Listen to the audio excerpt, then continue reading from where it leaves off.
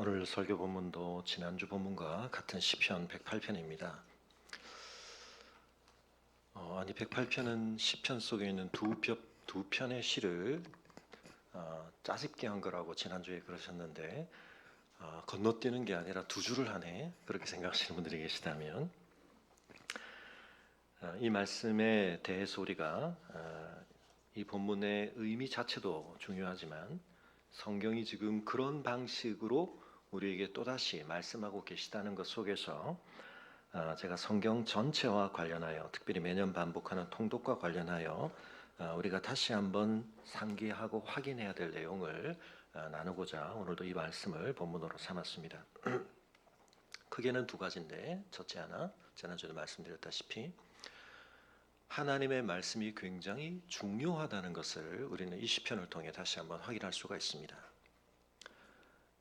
성경 속에 있는 내용이 성경 속에서 반복된다는 것은 어떤 의미에서 성경이 성경을 중요하다고 증거하고 있는 것이고 우리에게 그것을 강조하고 있는 것이라고 이해해 주시면 좋겠습니다. 이해가 되시나요? 오늘 살펴볼 것처럼 사실은 제가 시편을 시작하면서부터 시편은 구약에 있는 어떤 한 단권 가운데 분류되어 있는 단권 가운데 신약에서 가장 놀랍게 풍성하게 인용되어지는 특별한 권이라는 말씀을 드렸는데 그런 방식의 인용도 있지만 이 108편이 증거하듯이 시편 자체 안에서 시편에서 이미 다른 두 편으로 노래되어진 내용 가운데 일부를 다시 취하여 또 하나의 새로운 노래로 만든 것은 150편을 어떻게든 채워야 되겠는데 그 수를 채우려고 하는 그런 방식으로 짜집기가 된 것이 아니다는 말씀을 드렸습니다. 성경이 성경을 중요하게 활용하고 있다. 다시 한번 여러분 상기시켜드리지만 구약에 있는 예수님의 부활의 예언이 어디 있다고요? 시편? 네. 여러분도 기억하시고 제가 한 10번 이상 말씀드렸죠. 시편 16편. 근데 그걸 신약에 어디에서 해석을 하고 있다고요?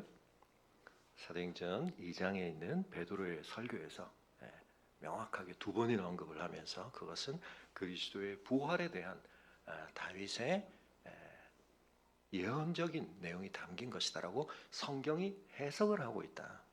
그건 뭐 다른 신학적 해석이 아니라 어쨌든 신약과 구약을 하나님의 말씀으로 인정하면 받아들여야 되는 부분입니다. 자, 그런데 오늘날 이런 부분과 관련하여서 성경의 독특한 특성을 무시하는 방식으로 성경 읽기가 만연해져 있습니다. 이 점에 대해서 우리가 계속 극복하기 위해서 성경 통독에서 제가 제일 강조드리는 것은 구속사적인 성경 읽기다. 이게 무슨 특별한 방법인 것 같지만 쉽게 설명드리면 우리 한 개인이 살 수 있는 연한을 넘어서서 성경은 기록되어 왔지만 그 속에 놀랍게 배후에 계신 한 분 하나님의 영감을 통하여 성경은 시대를 넘어서서 시대를 관통해서 시대를 초월하여 일관성을 가지면서 중요한 하나님의 깊은 의도와 뜻을 우리에게 증거하고 있다는 뜻입니다. 이걸 읽는 것은 하나님이 어떤 분이신가를 아는 데 있어서 굉장히 중요한 측면인데요. 다시 한번 강조를 드리지만 하나님을 우리가 어떻게 알아갈 것인가와 관련하여서 많은 주장과 또 많은 기대들이 있을 수 있지만 반드시 기억하셔야 될 것은 하나님의 성경을 존중하지 않는 방식으로 하나님에 대하여 자신이 특별한 알을 가지고 있거나 매개할 수 있다고 주장하는 사람들을 조심하셔야 됩니다. 나는 하나님을 특별하게 체험했다든지 나는 특별한 남다른 연구를 통하여 하나님에 대하여 간파한 바가 깊다든지 이런 주장의 옳음을 증명하기 위해서 그 사람은 반드시 기록되어 하나님께서 우리에게 친히 남기신 이 계시에 대한 자신의 이해와 자신의 주장이 어떻게 서로 상호 조명하고 보증하는가 하는 것을 밝혀야 할 의무가 있는 것입니다. 왜냐하면 성경이 성경을 중요하게 여기고 있기 때문입니다. 그래서 신약은 구약을 중요하게 인용합니다. 심지어는 신약 안에서도 어떻게 합니까? 베드로가 바울의 서신을 직접 하나님의 영감된 것으로 인정하는 구절들 이런 것들이 굉장히 중요하게 성경이 성경을 증거하는 부분들입니다. 그래서 우리 웨스트민스터 성경에 대한 고백 속에는 이런 부분들이 굉장히 중요하게 담겨 있습니다. 근데 시편 속이 어떻다고요? 시편 속에서 시편을 인용하고 있다고요. 그것이 우리에게 주는 바 중요한 것은 우리는 하나님의 자기 계시이신 말씀을 통해 하나님을 아는 것을 가장 중요하게 여기다. 왜냐하면 하나님께서 그것을 가장 중요하게 여기신 방편이기 때문에 그 성경을 우리는 대단히 중요하게 여기되 그 성경이 성경에 대하여 증거한다는 이 흐름 안에서 또 한 가지는 이 성경은 그런데 뭡니까? 시편은 조금 그런 측면이 많이 였다고 볼 수도 있지만 성경의 전반적으로는 하나의 시간 속에서 흘러가는 이야기들입니다. 역사라고 볼 수도 있습니다. 그 역사가 시편에도 묻어는 있죠. 근데 이 역사 전체가 시간의 경과인데 이 시간의 경과를 통하여서 우리는 한편 하나님에 대하여 가장 중요한 부분들을 알 수 있다. 그 알 수 있다라고 했을 때 굉장히 중요한 부분은 하나님의 능력도 알아야 되고 하나님의 어떤 다른 부분들도 알아야 되지만 이 시편이 마지막 5권으로 접어들면서 4권과 5권에서 우리의 관심을 어디에 집중시킵니까? 어떤 찬송의 주제? 하나님의 선하심. 하나님이 선하시다. 하나님의 능력도 알아야 됩니다. 하나님의 지혜라는 걸 능력에 포함시킬 수도 있지만 지식과 지혜 그 모든 것들이 아울러져서 그러나 하나님의 능력을 알고도 그 능력에 대한 이해가 하나님과의 관계에서 오히려 우리에게 부정적으로 작용할 수 있습니다. 뭘 알지 않으면 하나님이 우리를 향하여 품으신 뜻이 지극히 선하시다는 것을 알지 않으면 그래서 이걸 아는 것이 굉장히 중요한데 제가 A 하면 B 한다라는 제한 방식을 통하여서 자파든 부모나 교사든 비슷하게 우리가 판단할 수 있지만 가장 중요하게 선함을 판단하는 어떤 요소가 중요했습니까? 시간의 경과 속에서 드러나는 그 사람의 의도 그 제한이 끝인가? 그 제한을 통하여 그 사람은 뭔가를 계속 해가려고 하는가? 그 중에 굉장히 중요한 건 우리를 더 나은 방향으로 개선시키고 이끌어가려고 하고 우리의 어떤 가능성과 잠재적인 능력이 되었던 우리에게 실현되어질 복된 상태가 되었던 이것을 더 증진시키려고 하고 그것을 더 업그레이드하려고 하는가? 그게 굉장히 중요하다. 그 의도라는 건 시간의 함수 속에서 드러나게 되는 겁니다. 사람은 겪어봐야 되는 겁니다. 자, 이런 점과 관련하여서 지난주에 제가 잠깐 언급드렸던 것처럼 우리의 여러 판단들이 사실은 충분히 고려돼야 할 것을 다 고려하지 않은 채 우리의 직관이나 그 정도면 내가 충분히 옳게 판단하는 것 같은데 잘못된 판단들이 있다. 그래서 우리가 배워야 되고 우리의 생각을 다듬어야 되는데 특히 수학의 확률적인 그런 지식들도 굉장히 중요하고 그래서 주사위를 3번 던져서 1이든 어떤 특정 수가 3번 나오는 확률은 얼마라고요?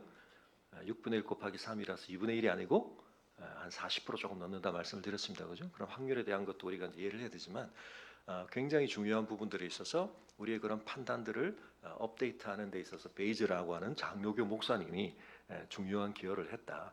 근데 그 기여를 하게 만드는 데서 중요한 각성을 일으킨 깨운 사람이 있는데 데이비드 휴미라고 하는 사람이 그 사람이 기적에 관하여라고 하는 책을 썼다는 말씀을 드렸는데 번역이 되겠습니다만 사실은 이제 이런 번역들이 조금 아쉬운 부분들이 있는데 여러분 인터넷에 찾으시면 옥스퍼드인가 어디에서 올려놓은 원문이 있습니다. 원문 충분히 보실 수 있고 영어가 되시는 분들은 이 원문을 보시면 자 근데 이제 이렇게 딱 이런 글을 딱 보게 되면 글을 읽지는 않죠. 읽지는 않지만 이런 사람이 이런 글을 썼단다. 근데 이 글의 내용에 따르면 기적은 그렇게 믿을 만한 것이 아니라고 한단다. 그러면서 우리는 굉장한 영향을 받습니다. 화면을 닫아주시고요. 데이비드 휴미라는 굉장히 그래도 뭐 나보다 뛰어난 사람이 그런 주장을 했다니까 내가 그걸 일일이 뭐 다 생각해볼 시간도 없고 그럴 마음도 없지만 그런 거 하나 우리가 다 들어놓은 게 하나님의 말씀에 대해서 이해를 하려고 할 때 기적? 계몽된 사람은 좀 더 지적으로 뛰어난 사람은 그렇게 성경이 말했다고 해서 기적을 덜컥덜컥 믿으면 안 되는 거구나. 그게 좀 더 세련된 신앙이구나. 그렇게 생각하시면 안 된다는 겁니다. 지난번에 말씀드렸다시피 우리 자신들의 판단들 속에 몬티올 문제 같은 거 어땠다고요? 굉장히 사소한 문제인 것 같지만 그 당대에 노벨상을 받은 사람 수학 교수들 막 득달같이 달려붙어서 틀린 주장을 많이 했습니다. 매우 간단한 문제인 것 같지만 베이즈 정리를 쓰면 방을 교체하는 게 3분의 2 확률로 더 높은 거지만 사람들이 그런 판단을 잘 못합니다. 여러분 그럴 뿐만 아니라 우리 베이즈가 장로교 목사님이라고 말씀드렸는데 뭐 장로교 기독교는 아니지만 가톨릭 사실은 루메트르라고 하는 사람 뭐 이름 많이 들어보셨을 텐데요. 지금은 이제 허블 법칙을 허블 루메트르 법칙이라고 부르기로 결정을 했습니다. 2018년에 세계 천문 연맹에서 투표를 거쳐가지고 전문가들이 78%로 이 사람의 공을 더 앞서 인정해야 된다. 허블이 발표하기 2년 전에 이미. 근데 신부입니다. 가톨릭 신부기 때문에 29살에 벌써 사제 서품을 받았는데 그러고 나서도 이제 계속 과학 공부를 연구를 했고 또 그런 역할들을 했는데 그래서 이제 그런 의심을 많이 받았죠. 이 빅뱅이라는 이름 자체도 그 당시에 유명한 학자가 비꼬듯이 한 말이거든요. 뭐 그렇게 뻥 터졌다는 얘기야? 큰 폭발이 있었다는 얘기야?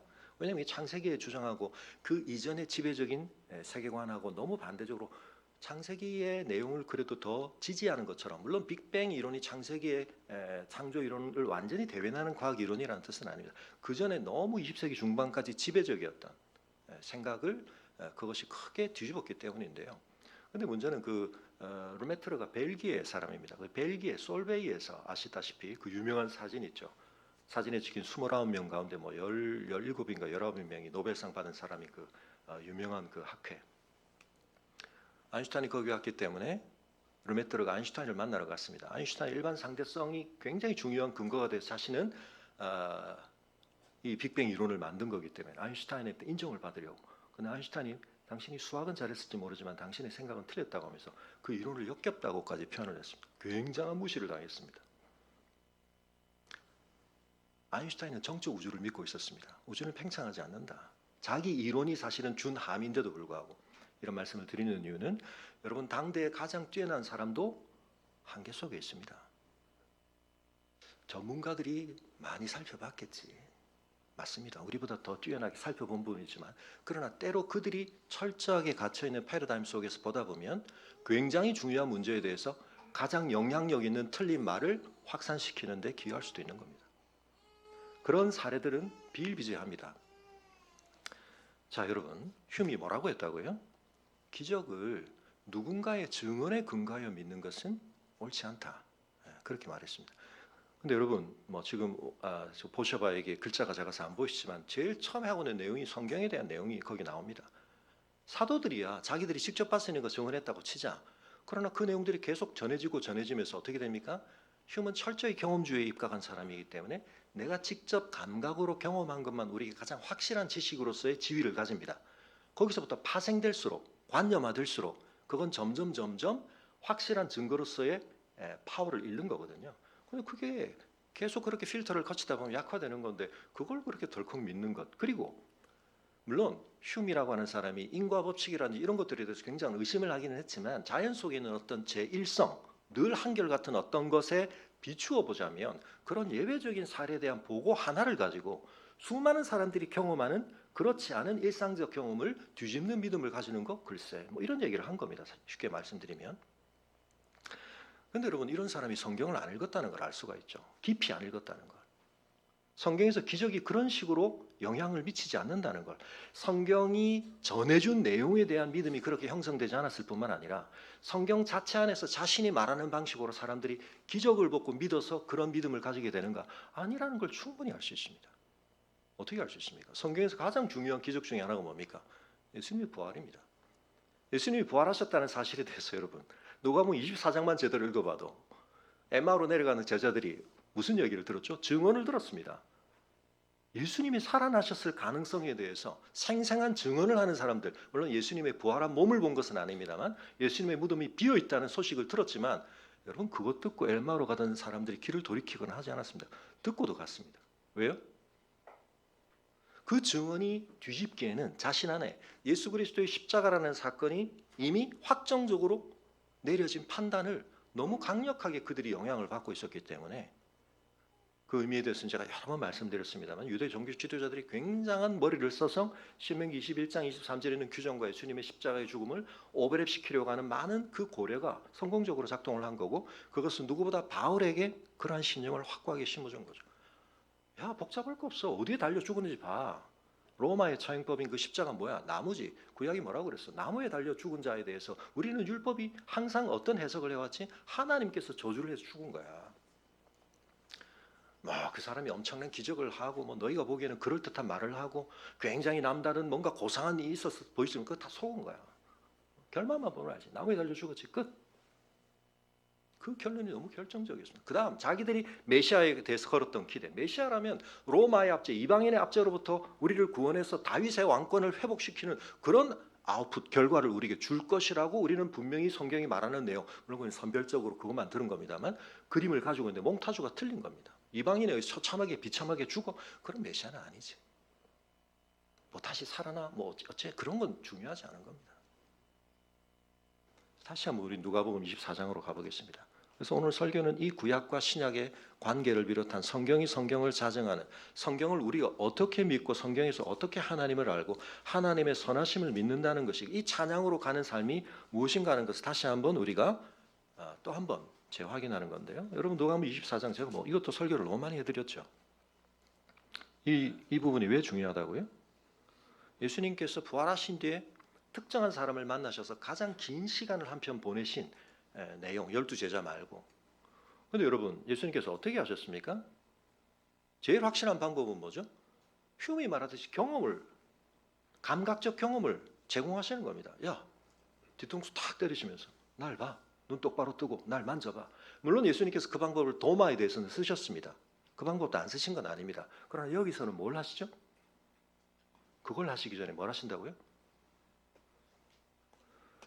미련하고 선지자들이 말한 모든 것을 마음에 더디 믿는 자들이여, 그리스도가 이런 고난을 받고 자기의 영광이 들어가야 할 것이 아니냐. 그 십자가의 고난이 너희에겐 굉장히 이해하기 어려운 난제인 건 맞지만, 그러나 뭘 했다면 너희가 그걸 제대로 이해한다? 그 다음 뭐라고 말씀하죠? 이에 모세와 모든 선지자의 글로 시작하여 모든 성경에 쓴 바 자기에 관한 것을 자세히 설명하신다. 이 구약이 다 모아져서 나를 가리키고 있고 나 안에서 나를 통해 성취된다는 사실을 너희가 충실하게 보는 눈을 가졌다면 그 사건을 그렇게만 해석하지는 않았어야 된다. 그건 오히려 영광으로 가는 과정으로 봤어야 된다. 그래서 여러분 뭘 하십니까? 아직 자신의 정체를 나타내지 않으시고 긴 길을 같이 가시면서 이야기를, 설명을 시작한 자세한 설명, 구약 통독, 구약 설명, 그걸 하신 겁니다. 그러고 나서 그들이 예수님을 나중에 알아봅니다.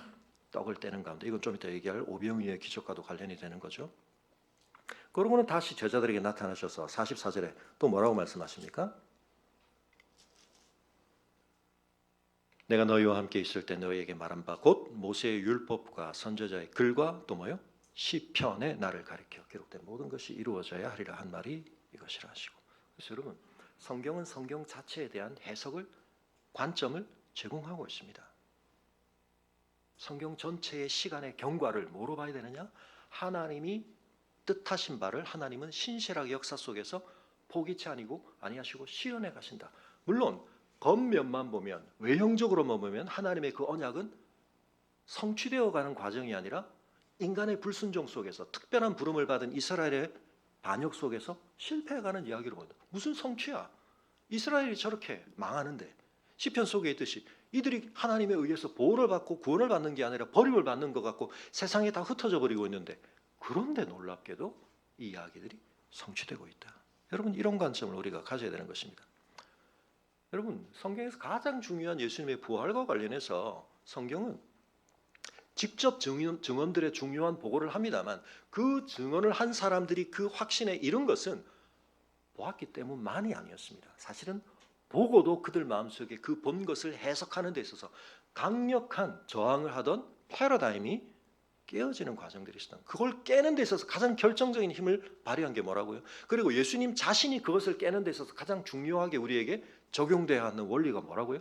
이미 하나님이 주신 말씀들이 어떻게 성취되어 온 건지를 확인하는 겁니다. 그걸 알려면 뭘 해야 됩니까?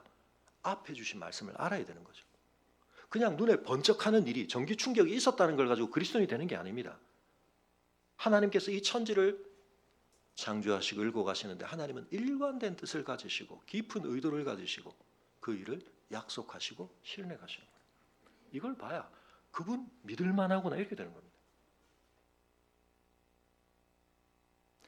예수님의 부활과 관련해서 제자들이 여러분 무슨 그런 간절한 기대를 가지고 너무 충격을 받아가지고 환상을 봤다, 뭐 그런 해석들을 가지고 굉장히 리즈너블한, 이해 가능한 해석이다.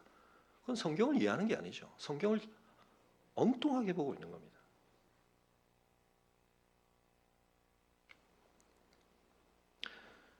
여러분, 제가 또 많이 설교드렸던 대표적인 말씀 가운데 요한복음 6장에 있습니다. 왜냐하면 이 사건은 복음서가 네 권으로 기록되어 있고 예수님에 관하여 굉장히 우리에게 다면적인 증거를 하지만 특별히 마태, 마가, 누가는 공관복음이라고 해서 상대적으로나마 관점이 좀 유사한데 그 상대적이라는 건 요한복음에 비할 때 그렇다는 뜻입니다. 그럼에도 불구하고 네 복음서가 다 기록하고 있는 예수님의 공생애 가운데 유일한 기적이 하나 있죠. 그 기적이 뭡니까? 오병이어의 기적입니다. 그만큼 그게 예수님을 이해하는 데는 중요하기 때문인데요. 근데 휴음식으로 이해하면 여러분 예수님의 오병이어를 경험한 사람들에게는 어마어마한 믿음이 생겼어야 됩니다. 직접 경험을 한 거거든요. 근데 요한복음 6장이 증거하는 게 뭡니까? 전반부에는 그 기적이 실제로 일어났습니다. 떡에 관한. 근데 뒤에는 예수님을 추종하러 온 사람들이 이 경제 문제, 먹는 문제를 해결해 주는 예수님을 억지로라도 임금 삼으려고 하는 열망으로 데리고 예수님께로 몰려왔다고 성경이 기록하고 있는데요. 예수님 그들과 대화를 딱 시작하시면서 예수님 뭐라고 말씀하시고 내 기적을 경험하고 나의 메시아됨을 인정한 너희들이여. 너희의 이 굳건한 믿음이 흐려지지 않고 계속 전수돼야 한다. 그렇게 말씀하십니까? 아닙니다. 그거 경험하고 왔는데 그 경험이 유발한 예수님에 대한 엄청난 기대를 가지고 예수님이 박살을 내십니다. 너희가 나를 찾아온 것은 표적을 본 까닭이 아니고 떡을 먹고 배불러서다. 그 기적을 경험했다고 그 기적을 직접 경험함이 너에게 가져다 준 그 열망을 가지고 나를 쫓아온 건 내가 그 기적을 일으키면서 너에게 의도하는 바하고는 거리가 멀다. 그리고 너희가 그런 관점에서만 나를 계속 추종한다면 그건 내가 원하는 바 아니다. 거리를 딱 유지하는 이 사람들이 점점 마음이 억한 심정이 생기기 시작하면서 논란이 막 불거져 어떻게 됐다고요? 마지막에는 이 사람들이 막 뭐야? 쥐가 하늘에서 어떻게 쥐 에비에미를 우리가 알고 있는데 표현이 좀 죄송합니다만 실제로 그런 뉘앙스로 말한 겁니다. 격분하여 쥐가 어디서 하늘에서 왔다 그래? 요셉 아들 아니야? 저그 부모를 우리가 다 알고 있는데 실제로 성경에 나오는 표현이죠. 아니 쥐 살을 먹으래. 우리가 무슨 식인종이야? 뭐야? 근데 이런 얘기가 누구한테까지 확산됐습니까? 몰려온 그 사람들 말고 예수님과 더 친밀하고 긴밀하게 함께 하고 있던 제자들까지. 그래서 뭐라고요? 제자들 중에 야 말씀이 어렵다. 설교가 뭔 말인지 모르겠다. 결단해야 되겠다. 계속 따라다닐까 말까. 그 실제로 어떻게 했다고요? 많이 물러가고 다시는 예수님 안 따라다니. 그날의 설교 때문에. 흉식으로 말하면 그 엄청난 기적을 현장에서 경험한 사람들이 강렬하게 예수의 메시아됨에 대해서 확신하게 되었고 그러다가 뭔가 문제가 생겼을지는 몰라도 여러분 성경은 그 얘기하고 있지 않습니다. 그 기적을 경험한 사람들이 그 가장 중요한 기적 때문에 예수님을 다 떠나갔습니다. 밀물처럼 밀려왔다가 썰물처럼 떠났습니다. 그게 기독교 믿음입니다. 여러분. 그럼 뭘 믿는 거죠 우리는? 그 사건 속에 하나님이 의도하시고 담으신 의미를 깨달아 믿는 겁니다. 여기서 또 오해하시면 안 됩니다. 그러니까 예전이 예수님의 기적의 사실성은 중요하지 않고 그게 뭐가 됐든 우리가 기발하게 아이디어를 내서 의미를 부여하면 그것이 기적의 의미거나 그 말씀이 아닙니다. 기적은 실제로 일어났습니다. 그러나 그 기적은 단순히 떡을 먹고 배부르는 현상적 경험 그걸로 그치는 게 아니라 이분이 우리의 육신적인 만족을 주는 육신의 생명의 유지를 위해 필요한 떡, 영양분, 에너지를 공급하는 분이거나가 아니라 그건 너무나 기본적인 거지만 그 첫 창조에 속한 우리의 몸이 생명을 지탱하기 필요한 것을 공급하시는 분 정도가 아니라 어떻다고요? 그거 넘어 있는 그 첫 창조에 속한 생명이 죽음으로 말미암아 죄와 죽음 안에서 썩을 수밖에 없는 그 모든 것에 대하여 그 음식들이 제공해주는 한시적인 우리의 생명을 연장시키는 그 정도의 그러나 그걸 먹고 나면 또다시 그것은 에너지원이 될 수 없고 우리 몸은 썩을 수밖에 없는 이 한계를 넘어서는 영생의 떡이 되시기 위해 오신 분. 그래서 여러분 예수님이 태어난 지명이 어디라고요? 베들레헴. 왜 베들레헴에 태어나셨습니까? 원래 베들레헴에 사셨던 건 아니에요. 나사렛에 사시다가 로마 황제가 호적하라 그러면 옮겨가셔가지고 잠깐 머무시면서 거기서 태어나신 겁니다. 근데 그 베들레헴 뜻이 뭡니까? 베들레헴, 떡집이라는 뜻입니다. 예수님이 떡집에서 태어나셨습니다.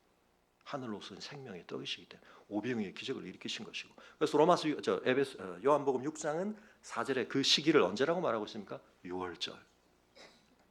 예수님은 아무 때나 기적을 행하시고 아무 말씀이나 하신 게 아닙니다. 그래서 그 6월절에 하신 그 알아들을 수 없는 말씀 내 살을 먹어야 된다. 내 피를 마셔야 된다.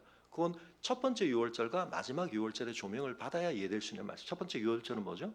이스라엘이 애굽에 종살이하던 삶에서 하나님이 그들에게 주신 약속, 그들이 애굽에 들어갈 수 있는 일을 원천적으로 가능하게 했던 요셉 자신도 그 약속을 믿고 있었기 때문에 자기의 유언을 두고 유고를 두고 맹세했던, 이제 장차 때가 되면 하나님이 조상에게 주신 언약을 따라 너희를 그곳에서 단지 수를 늘어나게 하는 뿐만 아니라, 그것도 하나님의 기적이고 은총이지만, 한 명의 자식도 없던 아브라함에게 주신 하나님의 언약이 성취되는 기적이지만, 거기서 국한되지 않고 그것을 벗어나 어디로 간다? 하나님의 약속의 땅으로 간다.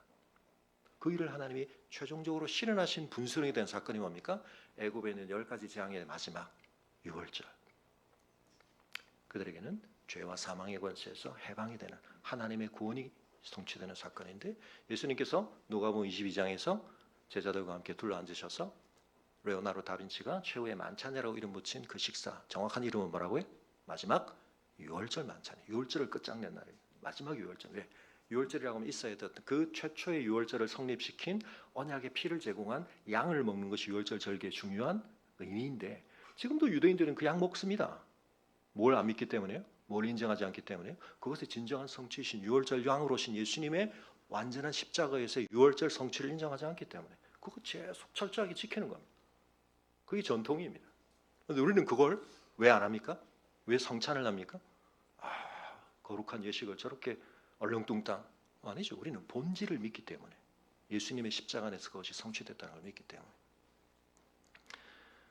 여러분, 그래서 예수님께서 십자가를 치시기 바로 직전에 내가 너희와 더불어 이 유월절 만찬 먹기를 원하고 원하였다. 의미는 뭐죠? 다른 사람은 몰라도 곧 벌어질 내 십자가의 죽음의 의미를 너희는 내가 부여하는 의미대로 알아야 된다. 내가 부여하는 의미는 뭐라고요? 나는 유월절 양으로 죽는다. 그걸 어떻게 말씀하신 겁니까? 유월절 양이 등장해야 될 식사에 그 내용은 하나도 없고 성경이 전부 뭐라고요? 예수님이 자기 살을, 자기 피를 주시는 얘기. 자기 자신이 뭐다? 유월절 어린 양이다. 십자가에서 이루어질 내 죽음, 살 찢기고 피 흘리는 내 죽음은 어떤 죽음이다? 젊은 랍비가 멋모르고 개혁을 부르짖다가 기득권 세력에 의해서 처참하게 짓밟히고, 인류 파괴주의 이상적 목표를 추구하는 사람들이 악한 세력들에 짓밟히고, 그런 의미도 있습니다. 그러나 그렇게 해석되고 말아서는 안 된다. 이건 뭐다? 하나님이 일으키시는 하나님의 구원 역사다. 그 자체가 성취라는 것을 예수님이 얘기하고 계셨던 겁니다. 여러분, 제가 대표적으로 두 가지만 다시 여러분에게 빨리 상기시켜 드렸지만, 상기시켜 드릴 필요 없이 너무 이제 귀에 못이 박히도록 들으신 얘기죠. 여러분, 이제 이런 것들 누구한테든지 막 설명하실 수 있으시죠? 그렇게 기대하고 있습니다. 설명해 주셔야 됩니다. 누가 물으면. 여러분, 제가 이런 강조를 많이 드리는 이유는, 참 죄송하지만 많은 사람들이 왜 진정한 이해를 안 하냐면 직접 읽지 않기 때문이다. 알려고 하지 않기 때문입니다. 여러분, 제가 지금 기독교 강요를 코로나 때문에 제가 줌으로 시작한 면도 있지만, 지금 줄기차게 사실 이제 아주 소수의 특공대만 나오셨습니다만, 제가 이걸 다 읽는 걸 지금 꾸역꾸역 하는 이유가 뭡니까? 강독을 하는 이유가 뭡니까? 여러분, 제가 중학교 시절 이럴 때, 지금부터 한 3, 40년 전부터, 그 전부터 시작을 해서, 여러분, 칼빈주의가 한국 교회를 뒤덮었습니다. 장로교 아니고도 전부 칼빈주의 붙였습니다. 그런데 지금부터 한 20년 전 칼빈 이름 다 사라졌습니다. 재밌는 건, 칼빈을 지독하게 비판하는 사람이나 칼빈주의에 목숨 걸듯이 칼빈을 주장한 사람이나, 제가 그동안 경험한 바 중에, 제 경험이 전부는 아닙니다만, 죄송하게도 칼빈의 기독교 강요 전부를 읽은 사람이 거의 없습니다. 칼빈이 얼마나 많은 성경 주석을 남겼는데, 제가 왜 칼빈을 존경합니까? 칼빈이 총체적 진리를, 하나님의 말씀 전체를 끌어안으려고 얼마나 노력했는가. 그 사람이 다른 거 강조한 게 아닙니다. 어떻게 그 말씀 전체가 증거하는 바를 우리의 이해 속에 총집결을 하려고, 그 사람이 무오하다는 얘기를 하지 않습니다. 칼빈주의를 지나치게 떠받들었던 사람들이 잘못 칼빈에 대해서 얘기했던 거. 정말 죄송한, 제가 주변에서 만난 목사님들, 신학생들 마찬가지입니다. 칼빈 기독교 강요 4권 다 읽은 사람 거의 없습니다. 그러면서 무슨 칼빈을 비판합니까? 어떻게 칼빈을 추종합니까? 그러니까 잘못된 추종이 나오고 잘못된 비판이 나오는 겁니다. 다 한 번은 읽어보고, 한 번이라도 읽어보고 비판하려면 해야죠. 우리의 오류가 어디서 생깁니까? 잘못된 직관, 몬티올의 문제 정도의 수준의 문제도 아닙니다. 우리가 몇 가지 경험 가지고 한 사람에 대해서 자기가 무슨 통찰력이 그렇게 높다고 내가 다 알아. 거기서 우리가 오류가 생기는 겁니다.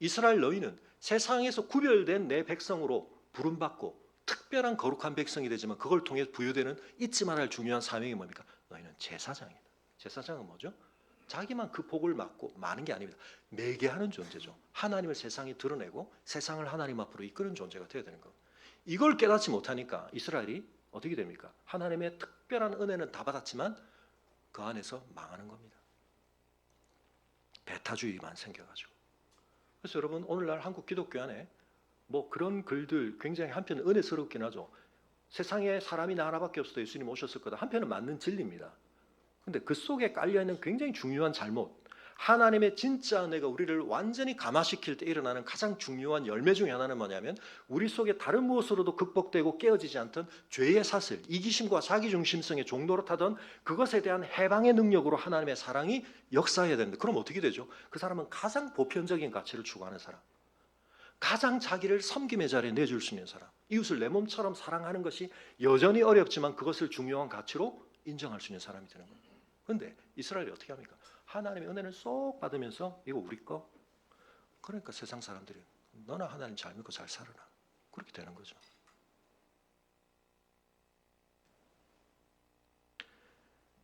나에게 은혜 주신 하나님이 이스라엘의 민족신이 아니라 온 세상의 창조주이시고 그래서 그분의 구원을 경험하면 그 구원을 어디서 노래하고 싶습니까? 만민 중에 문나라 중에서 찬송하는 겁니다. 하나님의 특별한 나에 대한 이 특별한 사랑이 내 안에서 제대로 일어나면 그건 반드시 나의 이기심과 자기중심성을 해체시키는 참된 능력. 그래서 내 이웃이 내 몸처럼 여겨지는 이 놀라운 성화를, 열매를, 성숙을 빚어내는 겁니다. 교회를 10년 다니고 30년 다녔는데 우리 기독교를 위협하고 욕해? 여러분 기독교를 지킨다는 게 뭡니까? 복음을 지킨다는 게 뭡니까? 그건 어떤 우리의 수구적인 우리의 지금의 뭔가를 지키는 게 아닙니다. 가장 발전적으로 해체될 수 있는 사람, 가장 보편적 가치를 위해서 자기를 내어줄 수 있는 사람, 예수님의 사랑이 그걸 우리에게 보여주신 거기 때문에.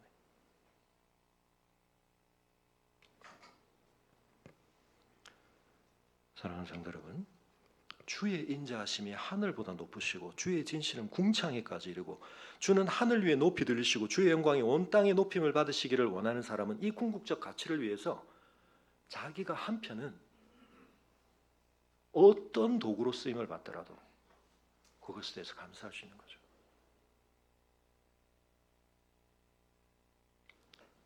근데 여러분, 하나님께서 이스라엘에게 특별한 은혜를 부으시기 전에 이미 보편적으로 우리 모든 인류에게 하나님은 구원의 은혜를, 놀라운 하나님의 일반적인 은혜를 주셨지만 우리 인생들 안에 깃든 하나님에 대한 거역과 반역으로 말미암아 그것들이 깨어졌고, 그래서 하나님은 그것을 어떤 의미에서 리셋하실 수 있는 게 하나님의 권한이시죠. 하나님의 당연한 반응이신데 그걸 안 하셨다는 것이 하나님의 원천적인 은혜이고, 거기에 더하여서 하나님께서는 이 역전을, 이 그릇된 상태를 바로잡으시기 위하여 그렇지 않아도 지향했어야 될 올바른 방향으로 더 가고자 하는 선한 열망을 심으시기 위하여 더 특별한 은혜를 누군가에게 주신 겁니다. 그런데 그 은혜가 어떻게 되어버렸다고요? 역행이 되어버렸다고요. 그 노래가 이번 우리 큐티 본문에 있었고 우리 통독에 지금 계속 지나온 이사야서 5장 뭡니까 여러분? 시간이 없지만 잠깐 찾아보시죠. 네, 제가 자주 말씀드렸죠. 이사야 5장이 무슨 노래가 있습니까? 이사야 5장에 뭐가 있었죠? 포도원 노래, 포도원 노래, 포도원. 한번 찾아보시죠. 이사야 5장. 제가 좋은 나무기 시작하고 그래도 뭐 많은 걸 못했지만 온라인상에 제가 이제 성경 66권 전체에 대한 주일 설교든 뭐 수요 예배든 새벽기도든 뭐 깊이는 주석은 아니지만 제가 본문을 다 다뤘기 때문에 요즘 제가 건강상의 이유로 조금 제가 예전 거를 올리고 있는 거 양해해 주시고, 지난주 큐티 본문에 있으셨죠? 이사야 5장에 나오는 1절부터 7절까지 이 노래, 이 짧은 노래 안에 뭐가 요약되어 있다고요? 출애굽으로부터 이스라엘의 멸망까지 구약 역사가 거기 다 엑기스로 녹아 있다고요. 하나님께서 한 나무를 택하셔서 하나님께서 최상의 준비를 다 하신 어떤 곳에 극상품 포도나무로 심으셨는데 거기서 뭘 기대하셨습니까? 극상품 포도가 열매 맺기를 기대하셨는데 어떻게 됐다고요? 들포도를 맺혔다. 내가 이 나무를 해서 더 할 수 있는 게 뭐가 있었냐? 근데 이들은 하나님께서 그 특별하게 쏟으신 은혜와 의도를 깡그리 무시하고 무효화시킨 응답을 했기 때문에 하나님께서 결과적으로 그것을 무효화시키는 결과를 돌려주십니다. 울타리 다 헐어버리시고 들짐승이 와서 먹게 하시고. 이 노래가 어디에도 나온다고요? 우리가 시편 80편에서 봤죠. 시편 80편 또 한번 보시죠. 시편 80편, 이 중요한 노래 반복됩니다. 8절부터 주께서 한 포도나무를 애굽에서 가져다가 민족들을 쫓아내서 그것을 심으셨나이다. 주께서 앞서 가꾸셨으므로 얼마나 그 나무를 위해서 혜택을 많이 주셨는지 과장법이죠. 포도는 덩쿨 아닙니까? 근데 백향목 같고 막 바닥까지 뻗어가고. 그런데 왜 지금은 담을 허십니까? 숲속의 멧돼지들이 왜 들짐승이 다 먹게 놔두십니까? 이스라엘의 멸망의 얘기입니다. 이 얘기가, 이 노래가 너무나 중요하게 전제가 되어 있기 때문에 예수님께서 뭐라고 말씀하셨다고요? 요한복음 15장에서. 저는 옛날에 아직 교회 처음 중학교 때 나갔기 때문에 처음 그 가스펠송 들었을 때는 이 내용이 빠져 있다는 게 그렇게 중요하게 안 들렸는데, 예수는 참포도나무 우리는 가지이니라고 가사를 붙이면 안 됩니다. 왜요? 요한복음 15장에 중요한 내용이 하나 있는데 그걸 빠뜨리면 안 되죠. 나는 참포도나무에 뭐가 있습니까? 내 아버지는 농부라. 이 내용을 빠뜨리면 안 됩니다. 이 내용이 있어야 이게 뭘 연상시킵니까? 구약의 그 곳곳에 있던 그 유명한 노래, 이스라엘의 역사를 하나의 이미지로 압축시킨 그 노래, 이스라엘이 포도원, 포도나무요, 하나님이 그 농부라는 이 이야기, 이게 가장 중요하게 연상돼야 되거든요. 근데 그게 맥락이 빠져버리고, 어떻게, 물론 예수님이 포도나무시고 우리가 가지라는 그 연결성에 대한 내용은 분명히 그 안에 담겨 있습니다. 그러나 그 연결성이 확보되는 맥락이 뭡니까? 왜 예수님이 거기 참이라는 말을 넣으신 거죠? 옛날 실패한 들포도가 되어버린 그 이스라엘의 언약을 예수님이 어떻게 하신다? 자신의 개인사 안에서, 자신의 사역과 삶 안에서 갱신하신다. 다시 하신다. 그래서 내 안에서 그 이스라엘이 실패한 포도나무 농부, 농사 얘기가 하나님 안에서 다시 이어진다는 얘기죠. 그래서 예수님이 제자를 몇 명 부르신다고요? 12명. 의미는 뭡니까? 12지파를 상징하는 새 이스라엘을 불러 모으신다. 그래서 우리 모두는, 그래서 여러분, 이스라엘의 실패는 단순히 그 이순신 장군도 그렇고 세종대왕도 그렇고 굉장히 우리 민족은 수준 높은데 이스라엘은 실패했지만 우리는 다를 수 있어요. 그렇게 보면 안 된다고. 이 역사가 우리에게 전하는 바를. 이 민족의 실패는 이상한 한 민족의 실패로서 하나님이 왜 다른 민족에게 테스트를 안 하셨습니까? 이렇게 말하면 안 됩니다. 그리고 실제로도 이 민족은 그렇게 다른 면에서 봤어도 그렇게 떨어지는 민족은 아니죠. 노벨상도 많이 받고. 근데 이 민족의 실패는 걔들만의 실패가 아닙니다. 우리 모든 인류의 처참한 죄가 얼마나 하나님의 은혜 앞에서 제대로 된, 하나님이 원래 우리를 지향시키려고 원하셨던 목표로 가는 것을 강력하게 저항하며 끌어당기는가를 보여주는 거죠. 그걸 극복할 수 있는 유일한 길은 뭐라고요? 참 포도나무로 오신 예수 그리스도 안에 우리가 접붙여지는 길밖에 없다. 이 접붙인다는 이미지는 또 아까 말씀드린 요한복음 6장에서 뭡니까? 먹는다는 이미지죠. 나를 믿는다, 먹는다. 먹는다는 건 뭐라고? 예수 그리스도와의 연합. 켈빈이 가장 중요하게 강조하는 것 중에 하나, 하나님에 대한 경외. 또 하나는 뭡니까? 그리스도와의 연합. 이신칭의를 강조하는 것보다 더 깊이 있는 것이 그 신비, 그 실제, 리얼리티. 그리스도와 우리가 어떻게 연합되는가. 우리가 성찬에 대해 지금 계속 얘기하고 있고, 캐톨릭이 어떻게 그걸 오용하고 있는가 하는 것들도 지금 기독교 강의하고 있으니까 기독교 강의로 지금이라도 들어오고 싶으신 분들은 수요일날 들어오시면 됩니다. 이제 사고는 거의 끝났는데 지금이라도 들으시면 마지막을 함께했다는 또 마침표를 찍으실 수가 있으니까 중간에 건너뛴 부분 조금 나중에 복습은 할 겁니다만, 자 여러분, 구약을 알아야 예수님이 무슨 말씀을 하시는지의 진의가, 의도가 충만하게 드러나는 겁니다. 예전에는 요한복음을 아까 말씀드린 공간복음과 좀 구별되기 때문에 구약 배경 없이도 읽을 수 있는 거로 새신자들에게 요한복음을 많이 가르쳤는데, 여러분 요한복음을 직접 읽어보시면 여기 얼마나 구약의 배경이 맥락이 되어야만 구약을 다 이해할수록 그 의미가 올바라지고 깊어지는 말씀들이 많은지 모릅니다. 성경이 그렇게 기록이 되어 있습니다. 근데 그 연결성을 다 끊어버리고 무시하고 하나님이 이 시간을 관통하여 이루어오신 이 중요한 하나님의 언약의 성취라고 하는 관점을 갖지 않은 채 성경을 개별화해서 보고, 또는 큐티도 굉장히 중요합니다만 큐티가 문제를 일으킨 건 뭐죠? 너무 말씀을 짧은 본문으로, 우리가 그 본문을 묵상할 시간이 그렇게 길지는 않기 때문에, 근데 맥락을 다 잘라버리고 거기서 마치 오늘의 운세 보듯이 오늘의 말씀, 여기는 나한테 별로 주시는 말씀이 없네.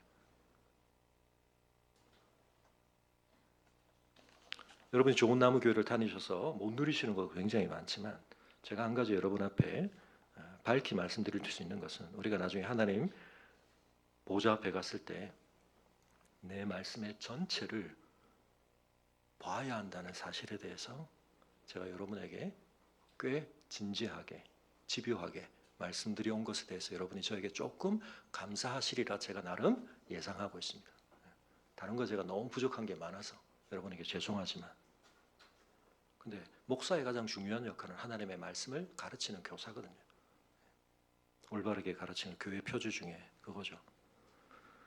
하나님의 말씀의 한 지엽적인 부분이 아니라 여러분 시편 108편은 시편이 활용하고 있습니다. 인용하고 있습니다. 그러나 그것은 시간 속에서 그냥 그때의 노래를 똑같이 반복하는 정도가 아니라 뉴진스의 한이가 그냥 일본의 감성의 옛 노래를 불러주는 것만으로도 옛날이 그냥 살아나는 것만으로 괜찮을 수 있지만 그게 아니라 나의 오늘의 노래로 그 고백 속에 담긴 것을 내 오늘로 삼을 때 우리의 믿음이 한편은 내 경험 안에서 다 쌓을 수 없는 것을 하나님이 이 어마어마한 시간의 경험 안의 경륜 속에 엑기스로 담아주신 것을 내 것으로 삼을 때 내 삶은 내 경험적 한계를 넘어서서 하나님에 대한 신뢰를 가질 수 있고 하나님에 대한 기대를 가질 수 있고 우리가 어떻게 하나님과의 관계에서 더 씨름해야 할 것인가 알게 되고 그리고 가장 중요한 건 뭐죠? 하나님은 이 역사 전체에 대해서 우리에 대해서 놀라운 뜻을 가지고 계시고 결코 포기하지 않으십니다. 우리를 계속 성장시켜 가십니다. 그 성장의 목표는 어디입니까? 예수 그리스도 하나님의 형상의 온전함에 이르기까지 우리가 그 성삼위 하나님의 영광스러운 교제 속으로 참여하기까지. 그래서 여러분 우리는 끊임없이 돈을 더 버는 것, 건강이 더 증진되어지는 것, 우리를 미래를 위해서 우리가 한편은 지혜롭게 씨름해야 될 일이지만 뭐죠? 내 안에서 하나님의 형상이 온전해지고 예수 그리스도의 내가 하나님을 더 알아가고 하나님과의 관계에서 더 밀도가 높아지고 하나님과 내가 더 그 뜻을 헤아리는 자가 되고 하나님의 뜻을 더 헌신하는 자가 되고 내 삶을 통해서 하나님이 더 기뻐하시는 결정과 판단과 행동들이 이루어지고 뭐죠? 사랑이죠. 하나님을 사랑하고 이웃을 영혼처럼 사랑하는 것. 그게 이루어져 가는 것이 내 삶의 모든 순간에 추구되어야 할 목표인데 이건 추구될 수 있는 목표라고 계속 말씀을 드립니다. 김종국은 어떻게 한다고요? 어디 가서나 운동을 하고 싶어하고 운동할 수 있다는 사실에 기쁨을 느낀다고요. 자기가 성장하는 거예요. 계속. 근손실을 경험하지 않고 근력을 계속 키워가는 거죠. 우리 영적으로 마찬가지입니다. 여러분. 나이가 들어가면 살 수 없는 일이 많아집니다. 해봐야 효과 없는 일이 많아집니다. 우리의 겉사람은 후패해 갑니다. 그럼 우리의 속사람은 어떻다고요? 날로 새로워집니다. 바울이 그걸 보여줍니다. 모세가 그것을 보여줍니다. 여호수아와 갈렙이 그것을 보여줍니다. 우리의 인생의 마지막 목표는 어디입니까? 바울이 말했듯이 표대를 향해 달려가는 것. 또 한 주간의 삶을 산 다음 주 우리가 모일 때 제가 하나님의 뜻을 더 깊이 알게 됐습니다. 그 뜻과 관련해서 제 삶에 많은 충돌이 있고 버퍼링이 있지만 불순종이 있지만 어긋남이 있지만 제 안에서 작동되는 센서는 저에게 훨씬 더 강력하게 익숙해져 있는 기준들은 그것과 뭔가 지금 뒤틀려 있지만 제가 그것 때문에 마찰을 경험했다는 사실만으로도 한편은 제가 씨름거리를 찾았다는 것만으로 제가 성장했다고 생각합니다. 그래서 제가 회개하게 됩니다. 제 문제를 발견했습니다. 여러분 그게 성장입니다.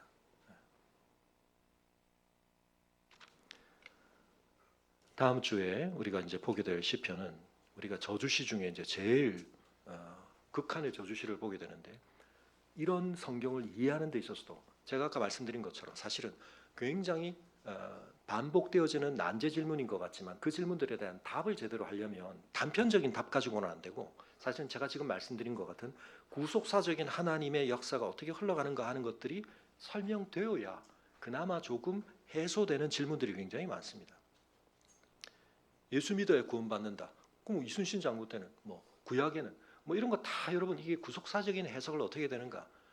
오순절주의 지금 성령 운동과 관련해서 일어나는 많은 이런 것들 제가 그동안에도 그런 말씀을 많이 드렸지만 기독교 강의시간에도 말씀을 드리지만 캐톨릭이 지금 하고 있는 것들이나 은사주의가 하고 있는 게 정반대인 것 같지만 거기에 어떤 본질이 있는가? 그걸 극복하려면 우리가 어떻게 되는가? 이런 거 전부 어디서 나오죠? 성경이 전체로서 흘러가는 맥락과 흐름을 알면 거기에 대해서 하나님에 대해서 우리에게 올바른 기대가 생기고 올바른 이해의 토대가 생깁니다. 우리가 명확한 답을 다 알아서가 아니라 하나님에 대해서 우리가 이런 걸 맡길 수 있겠구나. 또 하나님이 이렇게 하시겠구나. 그런데 중요한 건 구속사가 발전되어 오면서 더 분명하게 말씀하신 것에 대해서 이제는 우리가 반응을 해야지, 희미하게 말씀하신 걸 가지고 와서 이건 놔두고 여기는 주목을 하지 않으면서 이걸 가지고 확대하면 그림이 깨지죠. 그걸 가지고 뭐 명확한 답을 해라. 왜 이게 옳지 않은 질문인가, 이런 것들도 이제 이해를 하려면 그런 과정들이 필요한 거거든요. 근데 성도님들이 이런 과정을 겪지 않으시면 늘 그냥 가졌던 질문 그대로 가지신 채 성장하지 않습니다. 우리가 하나님을 알아가는 일에 있어서 여러분, 이 시편의 노래가 이제는 옛 노래가 아니라 오늘의 내 노래가 되고 내 삶에 적용이 되고, 그래서 내 삶에서 새롭게 불려지고, 그리고 그것이 또 다른 누군가의 삶에 새로운 하나님의 말씀으로 확정이 되고, 그 가장 중요한 대상은 우리의 가정 안에 있는 우리의 자녀들이 되어야 할 것입니다. 그래서 너희들은 나보다 더 나은 믿음으로, 나보다 더 높은 믿음의 점프를 할 수 있도록 내 삶이 증거하는 이 도약들을 확인하고 부모인 나보다 더 놀라운 하나님의 언약의 성취를 경험하고 그 복을 누리고 그 복을 증거하는 자리로 가야 한다. 우리가 그렇게 말할 수 있는 우리의 가정이 될 수 있도록, 우리의 개인의 삶이 될 수 있도록 우리의 삶을 두고 다시 한번 하나님 앞에 고백하며 찬양하기를 바랍니다.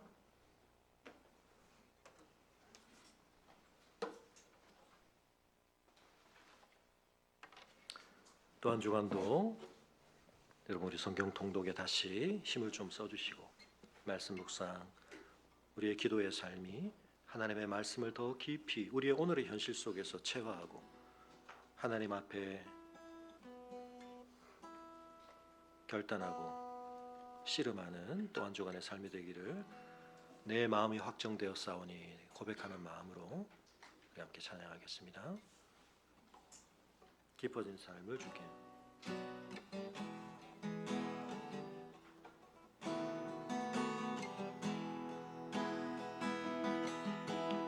은혜로 날 보듬으시고 사랑으로 품어주셔도 내 마음 한 자락도 지키지 못하는 이 모습 부끄럽습니다. 따스한 곁을 내어주신 주님 앞에 나아갑니다. 표현 못할 긍휼로 나를 붙드시는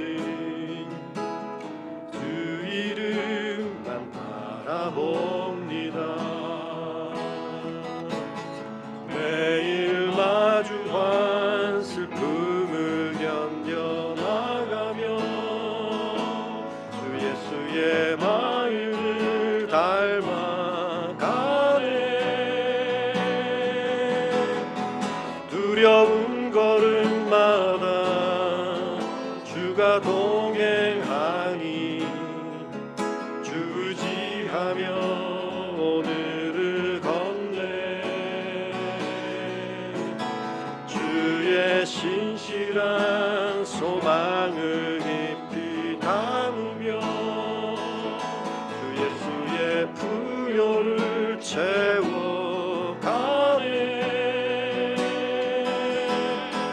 하나님의 자녀로 명예 지켜가며 깊어진 삶을 주께 드리네. 세상을 살아가는 동안에 나의 힘을 의지할 수 없으니 기도하고 낙심하지 말 것을 주께서 참 소망이 되심이라. 하나님의 꿈이 나의 비전이 되고 예수님의 성품이 나의 인격이 되고 성령님의 권능이 나의 능력이 되길 원하고 바라고 기도합니다. 주의 길을 걸어가는 동안에 세상의 거를 이해할 수 없으니 감사하고 낙심하지 말 것을 주께서 참 기쁨이 되심이라. 하나님의 꿈이 나의 비전이 되고 예수님의 성품이 나의 인격이 되고 성령님의 권능이 나의 능력이 되기 원하고 바라고 기도합니다.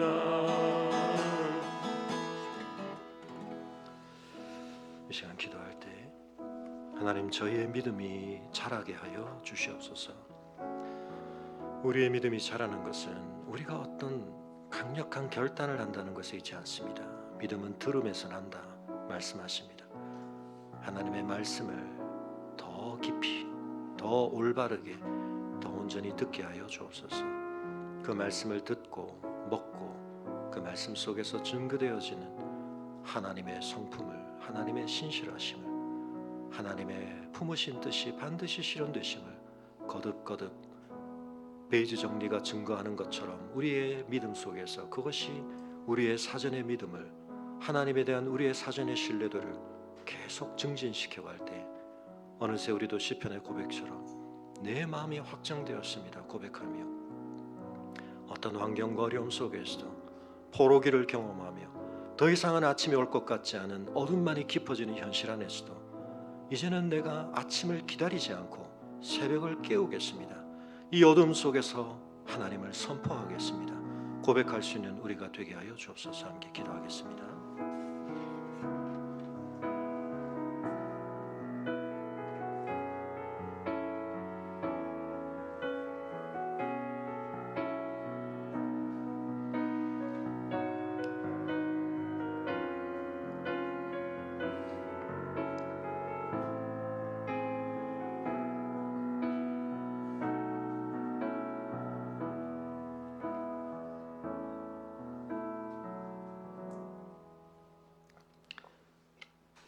하나님께서는 이스라엘 백성들에게 광야에서 만나를 주실 때 사람이 떡으로만 사는 것이 아니라 떡도 하나님이 주시지만 하나님의 말씀으로 사는 것임을 확인시켜 주시고 그들의 삶에 아로새기기 위해 주셨는데 예수님께서 생명의 떡으로 오셨음을 선포하실 때 그들은 방금 전 예수님의 오병이의 떡을 먹었지만 또 표적을 보이라 말하며 구약의 만나를 기준으로 제시하며 예수님이 약속하시는 말씀을 믿음으로 받지 못했습니다. 오병이의 기적의 떡은 먹고 배는 불렀으나 영생의 떡을 주시는 주님 앞에서 떠나갔던 그들처럼 저희가 하나님께 기대하고 받고자 하는 것이 하나님께서 저에게 정말 주려고 하시는 것에 못 미치는 그러한 것에 머물지 않도록 주님 저희들의 눈을 열어주시고 저희의 믿음을 더 자라게 하여 주시옵소서. 아버지 하나님, 말씀 속에서 하나님의 선하심을 더 깊이 깨달아가게 하시되 내 삶에 쌓여있는 반대의 증거들을 압도할 만큼 하나님의 말씀 속에 아로새겨진 그 사실들이 어제의 사실이 아니라 오늘도 동일하신 하나님의 은혜의 사실인 것을 믿을 수 있는 믿음을 더하여 주사 오늘 우리를 둘러싼 한없이 짙어져가는 이 어둠 속에서도 그저 소극적이고 수동적으로 견디고 버티는 믿음을 넘어서서 새벽을 깨우는 믿음, 주님께서 반드시 우리에게 밝혀주실, 아니 이미 성령 안에서 밝혀주고 계신 그 증거를 가지고 하나님 앞에 담대하게 어둠 속에서 찬송하는 삶에 우리를 더욱 드리는 믿음으로 자라갈 수 있도록 또 한 주간 남은 저희의 삶 주의 은혜로 붙들어 주시기를 간구하며, 이제는 우리 주 예수 그리스도의 은혜와 우리 아버지 하나님의 그 크신 사랑과 성령의 감화감동 교통하심이 마음을 확정하며 내 온 삶을 통해 주를 찬송하는 삶, 주의 선하심을 믿고 선포하는 삶 살기로 다시 한번 결단하는 주의 성도들의 걸음 위에 지금부터 영원토록 함께 하시기를 간절히 축원하옵나이다.